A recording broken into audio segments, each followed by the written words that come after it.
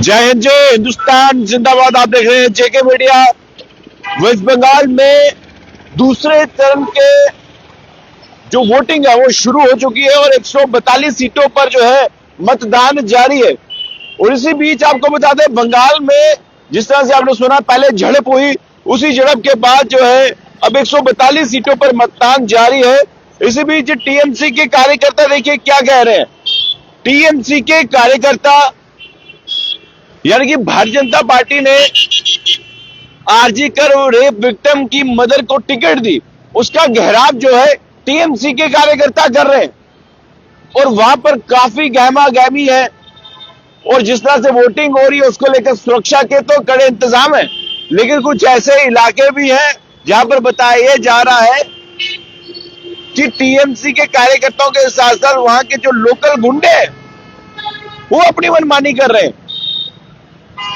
और एक तरफ झड़प, दूसरी तरफ अगर वोटिंग हो रही है तो इसको लेकर देखिए बताया यह भी जा रहा है कि इस दौरान सुरक्षा कर्मियों ने स्थिति को जो है संभाले रखा हुआ है और पूरा हाई वोल्टेज ड्रामा जो है वहां पर हो रहा है। और देखिए बंगाल क्यों इंपॉर्टेंट है, बीते कई सालों से सत्ता में रही ममता दीदी आप कह सकते हैं, और भारतीय जनता पार्टी के कार्यकर्ता ये कह रहे हैं कि 4 मई दीदी गई, यानी कि अब 4 मई को जब परिणाम आएंगे चुनावों के तो कुछ चीजें सब क्लियर हो जाएगी। क्या भारतीय जनता पार्टी जो बड़े बड़े दावे कर रही है, क्या भारतीय जनता पार्टी वेस्ट बंगाल को जीत पाएगी? क्योंकि अलग अलग राज्यों में चुनाव हो रहे हैं 5 कुल मिलाकर, और जहां पर वेस्ट बंगाल की बात करें तो यहां पर दूसरे चरण की वोटिंग जो है वो हो रही है।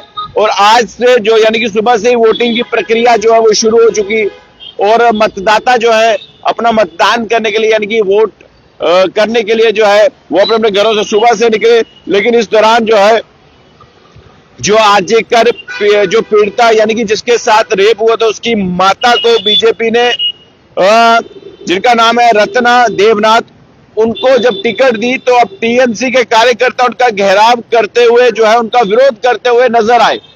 तो सोचिए हालात वहां के कैसे हैं। हमारे सुरक्षा कर्मियों ने ना जाने किस तरह से सिचुएशन को संभाले हुआ है, क्योंकि काफी गर्मी आप कह सकते हैं कि वहां पर इस वक्त जो फाइट है वो टीएमसी वर्सेस भाई बीजेपी है।